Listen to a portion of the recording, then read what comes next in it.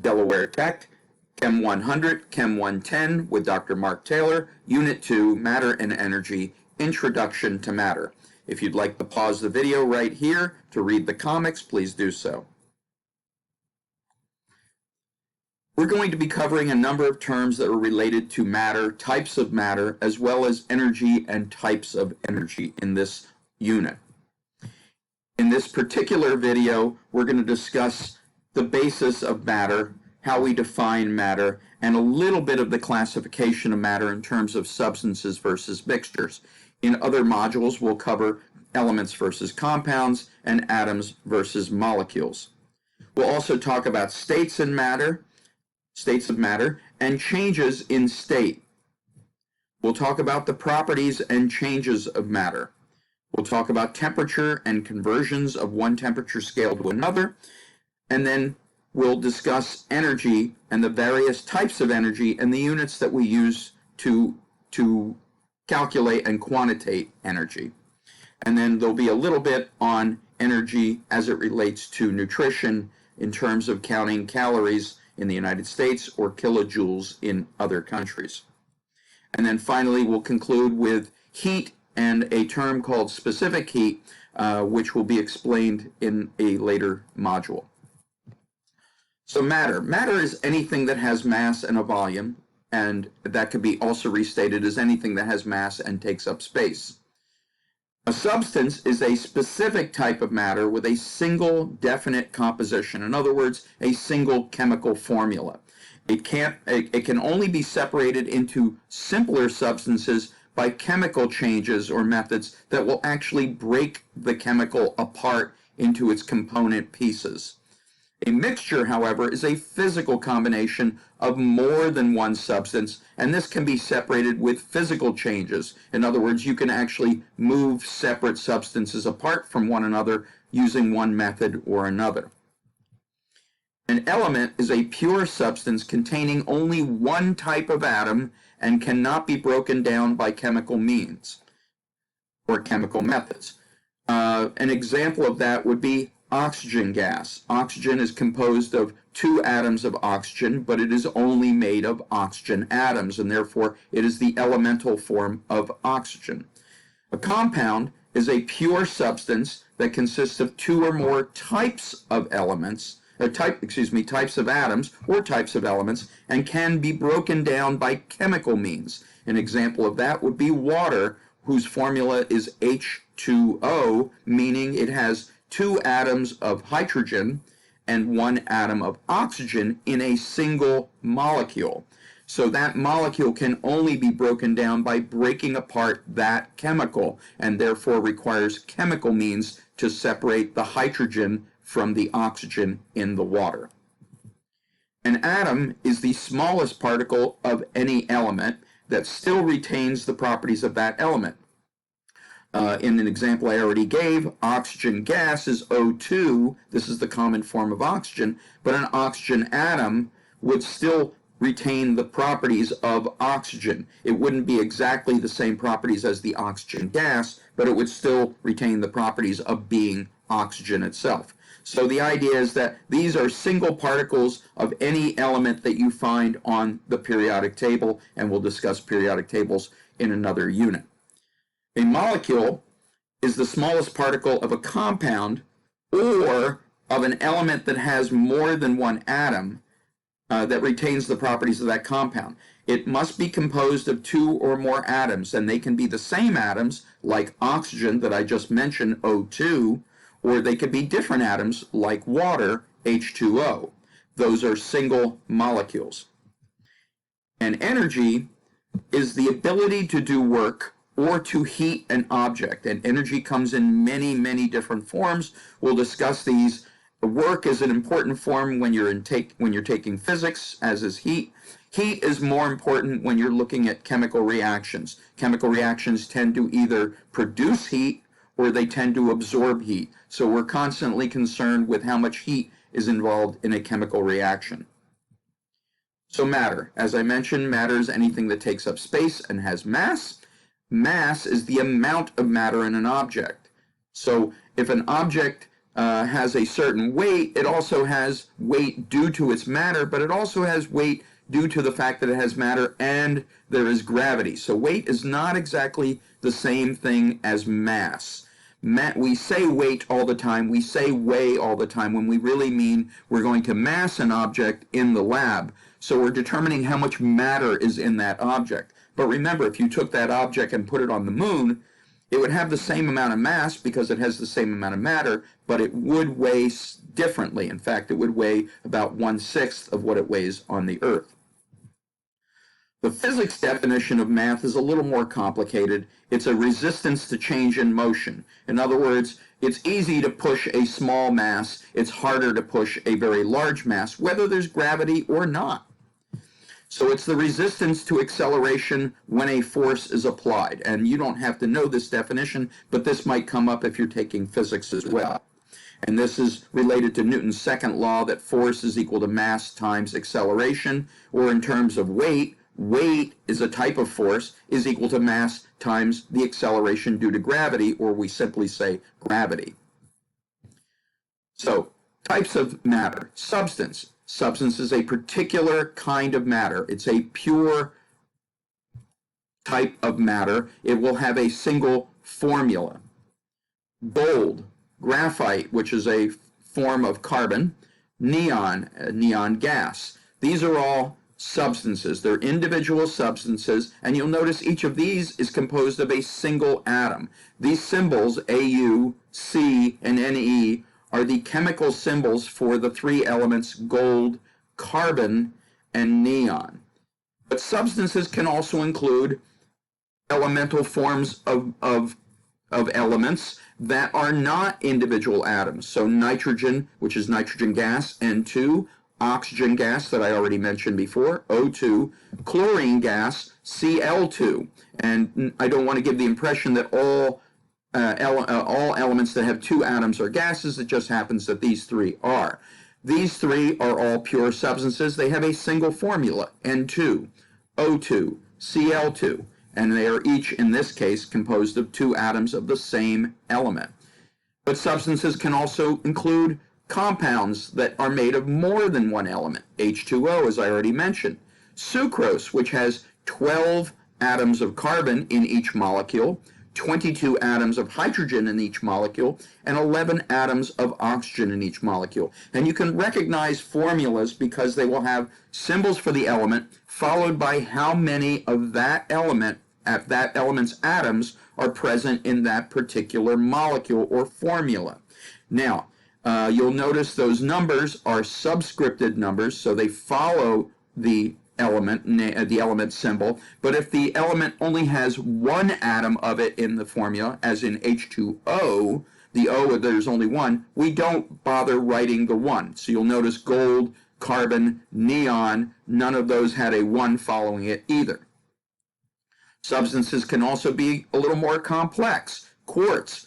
Quartz is silicon dioxide, but it repeats on and on and on and on. So it's silicon attached to two oxygens, and that's attached to another silicon with two oxygens, etc., forming the crystal of quartz. But this is still considered a single substance. It has a single formula.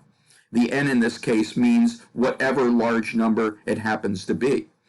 Turquoise is a complex formula as well. It has copper, that's Cu, aluminum, Al, and you'll notice there are 6 of them, as well as 4 groups of atoms, the PO4. P is phosphorus, O, as I mentioned, is oxygen. So this means there is 1 phosphorus and 4 oxygens in a group, and you'll notice outside of the parentheses, it says 4. That means there are 4 of everything that's in the parentheses. So in fact, within the parentheses, we have a total of 4 phosphorus atoms and 16 oxygen atoms. If we then look to the next parentheses, you have an OH group that there are 8 of. So that means there are 8 more oxygens and 8 more hydrogens in that. In addition, turquoise is a little unusual. This is what's known as a hydrate. It has water that is part of the crystal structure. And in fact, for every one of these structures that's mentioned here with the copper, aluminum, phosphorus, oxygen, hydrogen, etc., there are 4 whole water molecules. So that 4 means there are 4 of all of the H2O. So that's 4 of the H2s and 4 of the O's for a total of 8 H's and 4 oxygens also being added to this total. So turquoise is a little complex, but you can easily count up how many atoms of each element are in any particular formula very easily by following those simple rules.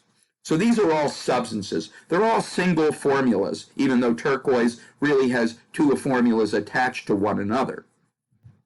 A mixture is a collection of 2 or more of these substances. In other words, 2 separate formulas. Salt water, also known as saline, is water and sodium chloride. And in fact, the sodium chloride, when it goes into water, becomes 2 ions, sodium plus ion, and that's Na, by the way, and chloride, which is the Cl minus ion, and that's what happens when you put salt in water. It dissolves and splits into its component ions. Now, not every chemical splits into ions. We'll talk about those later when we're talking about ionic compounds. Ocean water is a very complex mixture. It has water, it has Cl minus, which are chloride ions, that's chlorine with a negative charge. It has Na plus, those are sodium plus ions, or simply sodium ions. And then they have what we call polyatomic ions, ions that are composed of more than one type of atom. This is SO4, so it's a sulfur with 4 oxygens, and the overall grouping has a charge of -2. So we put the charges in the upper right-hand corner if there are any charges. If you don't see anything written, you assume the charge is 0. So this group is called sulfate, and we'll go over that when we talk about polyatomic ions in another unit. K plus is potassium. So potassium has an unusual abbreviation, K, as does sodium, Na. That's because they're named after the ancient Latin names for the elements sodium, Na, and potassium, K. Calcium +2, and you'll notice that I've written the +2 as a plus. That is one of many ways to write charges. Sometimes you can write ++, you can write +2, you can write 2+. They all mean the same thing when we're talking about charges. And then this last ion that's listed here is another polyatomic ion. This one has a name that you've probably heard, bicarbonate. The newer name for this is hydrogen carbonate, and it's composed of 1 hydrogen atom, 1 carbon atom, 3 oxygen atoms, and the entire grouping has a single charge of -1. Now you'll notice there's no 1 written there. If it's -1, we simply write a negative sign. If it's +1, we simply write a positive sign. Air is a mixture of gases, as you obviously know. Nitrogen gas is the bulk of it, but we have plenty of oxygen to breathe. That's the O2. There are also lesser prevalent gases in air. Argon is a little less than 1% of air. Water vapor and CO2, carbon dioxide, are 2 other vapors that are present in air in trace amounts, but they are still quite important. Steel is a mixture of iron with a little bit of carbon, about 1% of carbon, depending on the type of carbon. And modern steels have other elements added as well, so those are a little more complex mixtures. Pewter, as well as a lot of other alloys, is a mixture of 2 metals, or occasionally metal with a non-metal. In this case, pewter used to be tin, that's Sn, because the ancient word for tin was stannum. So tin is Sn, and lead, Pb, used to be called plumbum 2,000 years ago, so lead is Pb. In fact, you can remember lead as Pb because the ancient Romans made their pipes out of lead, and that's why we call the pipes today plumbing, because it's named after the lead, plumbum. Modern pewter is no longer made with lead because of the obvious danger of lead poisoning. Now the tin, Sn, is mixed with other metals like copper, Cu, and Cu is from the fact that copper used to be called cuprum. It was discovered on the island of Cyprus, so it was named cuprum, but that's copper. And antimony, also called antimony, which is Sb.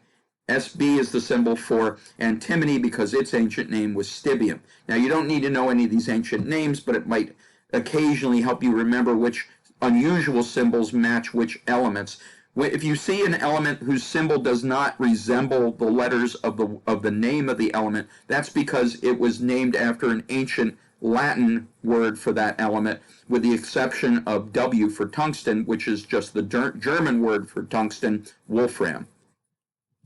Coffee. Coffee, as well as most foods, is a mixture of many, many different substances. Sometimes dozens, sometimes thousands of different substances are mixed in an individual food stuff that you might consume. You already know that coffee is a mixture because you know coffee has water in it, and you know it has something else in it. So even without knowing any of the components of coffee aside from water, you already know it's a mixture. A rusty iron bolt. We don't think of this as a mixture, but in fact it is.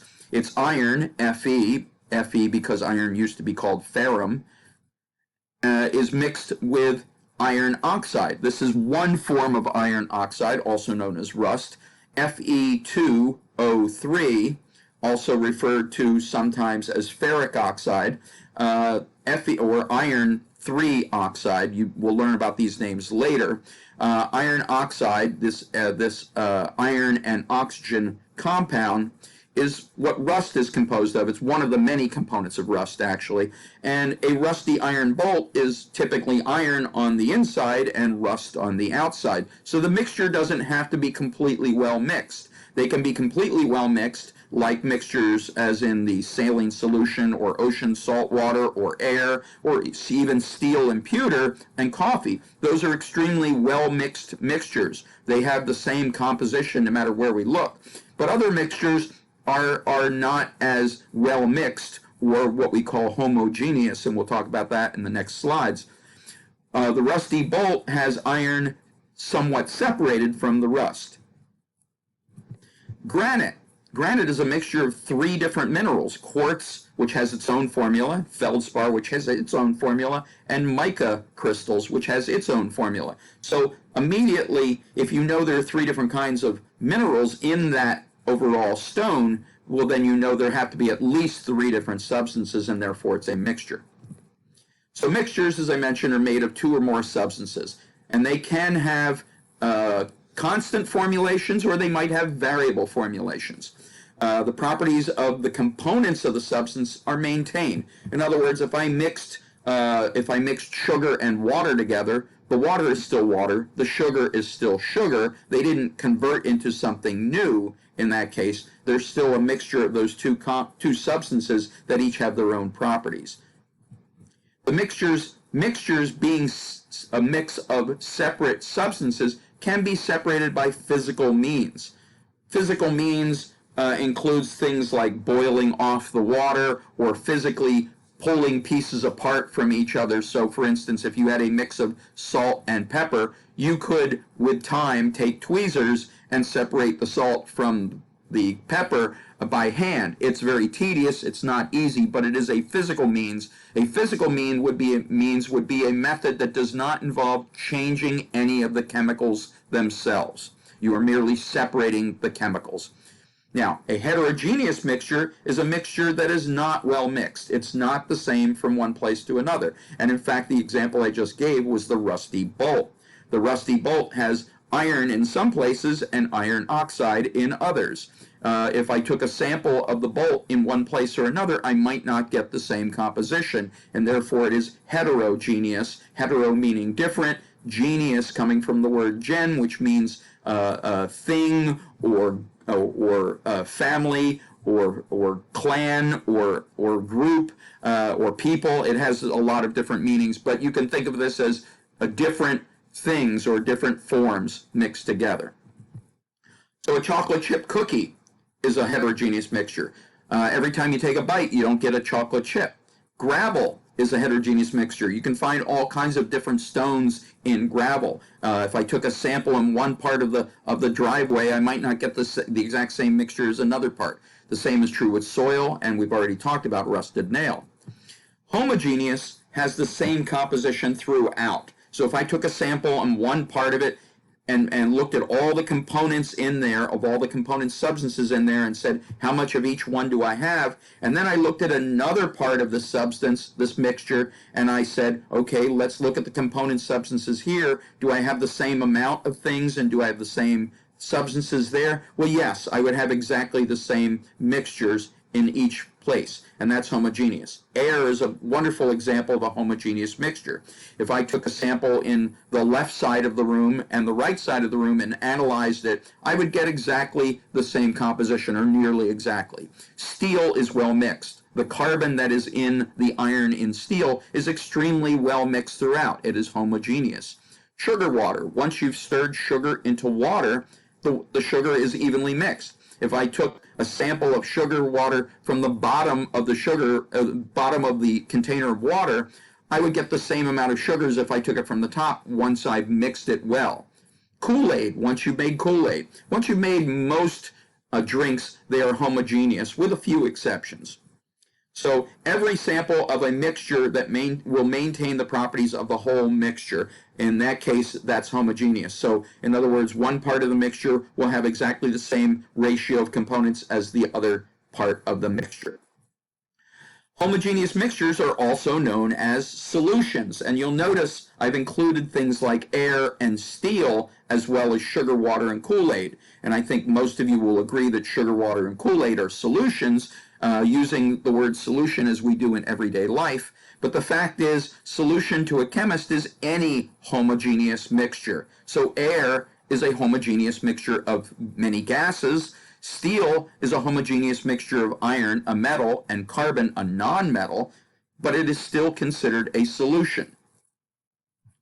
So, homogeneous mixture is the same thing as solution. The molecules are mixed so well, you can consider them mixed molecule by molecule. Composition is the same throughout the mixture. And as I mentioned, this can occur between any two or more states of matter.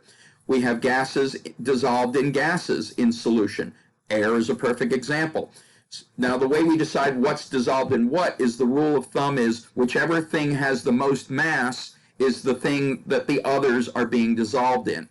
The things that are being dissolved in, like in this case nitrogen, or in the case of sugar water, we would call the solvent, and we'll talk about that in Unit 7, so you don't have to worry about that right now. But in this case, nitrogen is our solvent, and we have a number of gases dissolved in it. We call anything dissolved in the solvent solutes. Again, this is a term we'll talk about in Unit 7. So oxygen and argon and trace amounts of water vapor and carbon dioxide, these are all solutes in the nitrogen gas.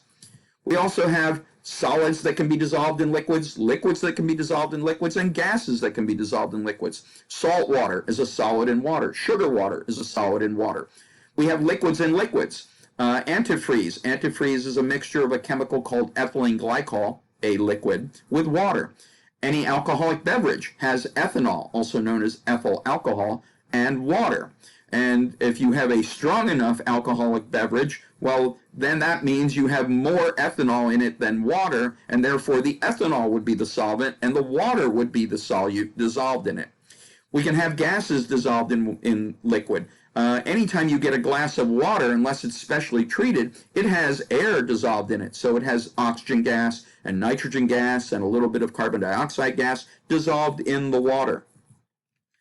And as I mentioned, you can have solid solutions. You can have solids dissolved in solids. You can have liquids dissolved in solids, which may sound kind of funny to most of you. And you can even have gases dissolved in solids, which sounds really crazy. The solids in solids would be any alloy that is very well mixed. Now, not every alloy is mixed, but I'm only going to give you alloys that are extremely well mixed. Steel is carbon that is very evenly mixed in small amounts in the iron. Brass is a mixture of zinc in the bulk of the metal, which is copper. So Zn is zinc, Cu is copper. So brass is mostly copper with a significant amount of zinc in it. We also have something called an amalgam. Amalgams are any metals that are dissolved in mercury, and the symbol for mercury is Hg.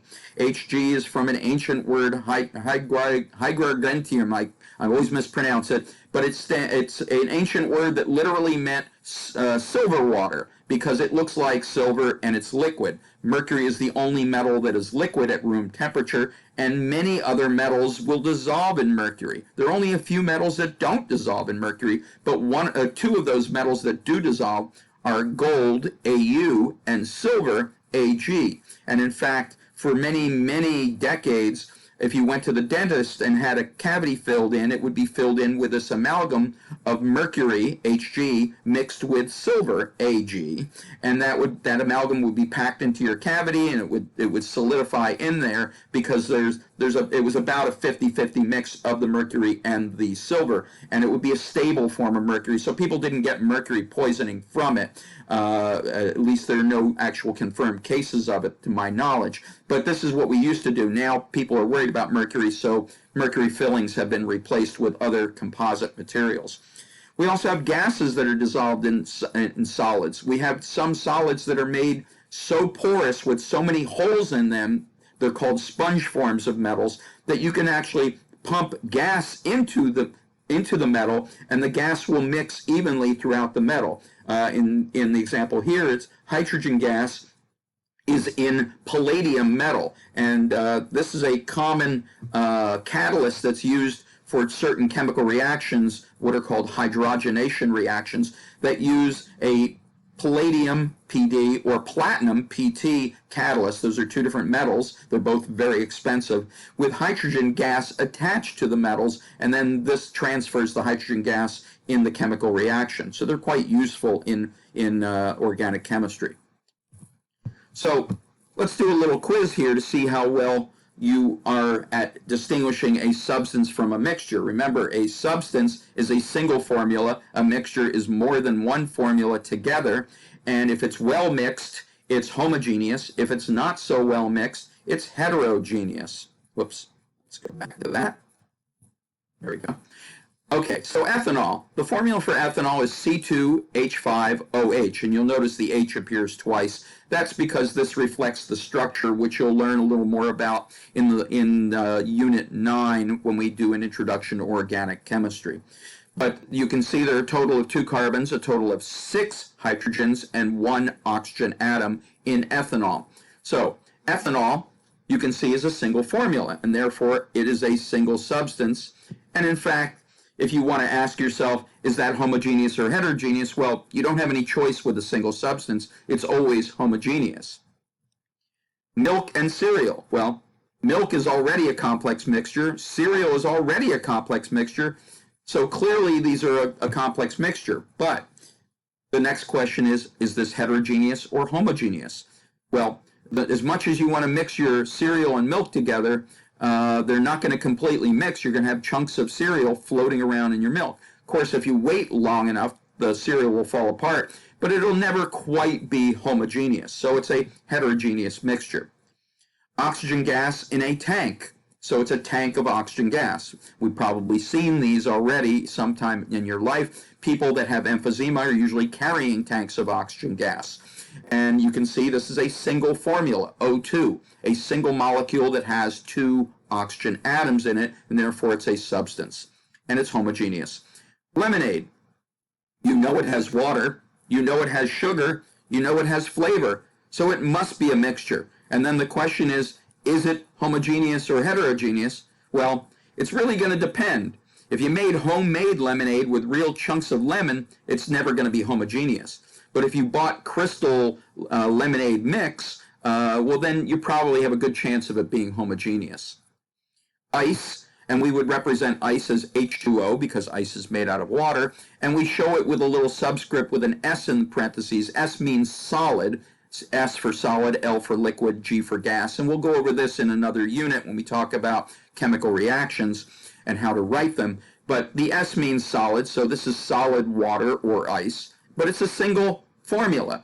It might be repeating in a crystal, but it is a single formula for the water, and therefore it's a single substance. A jar of assorted coins. What do you think? Well, it's assorted coins, and each coin is made of its own mixture of metals. There are very few coins nowadays that are made of one pure metal. Pennies are, I believe, the current U.S. penny is made of 97.5% zinc and only 2.5% copper, giving it that color on the outside of the coin. So even a single penny is a mixture all by itself, and it's heterogeneous. A nickel is made from other metals, including nickel and I believe zinc as well, and possibly even copper. So the metals mixtures that are used in coins are all heterogeneous mixtures, or almost all heterogeneous mixtures. Cheese, a very complex mixture of substances, and it might vary. They might be homogeneous, they might be heterogeneous depending on the cheese. I would never give you a question like that on a test because it's unclear which one it is. An iron bar, pure iron, it's one substance, Fe, iron, and it's composed of iron atoms, so that's a substance. Iron 3 oxide, this is the proper name for one type of rust, Fe2O3, and you don't have to know these names just yet, but when we get to Unit 4, we'll talk about how to name chemicals. That's the field of nomenclature. But you can see this formula is a single formula. So again, it's a substance. If we had a rusty bar, well then we have a mixture, and because the rust tends to be on the outside, it would be a heterogeneous mixture. Now we have a gold-plated bracelet. Gold is Au. The ancient word for gold was aurum, A-U-R-U-M, aurum. But we abbreviate gold Au, and Al is aluminum. That's pretty obvious. So gold-plated bracelet would be, in this case, an aluminum bracelet with a layer of gold on the outside. And I think you can see that, first of all, that has to be a mixture. There are two different things here, separated by commas in this case, and that the aluminum is on the inside, the gold is on the outside, so it must be heterogeneous. Cholesterol is an organic molecule. Organic molecule means that it has at least a couple carbons in it, and this molecule has 27 carbons in it. I'm not going to show you the structure. You'll see that in Unit 9. But cholesterol is a single molecule composed of 27 atoms of carbon, 46 atoms of hydrogen, and 1 atom of oxygen. And so it's a single substance and therefore homogeneous as well. So how did you do? Hopefully you did pretty well. We'll stop right here and we'll continue on next time.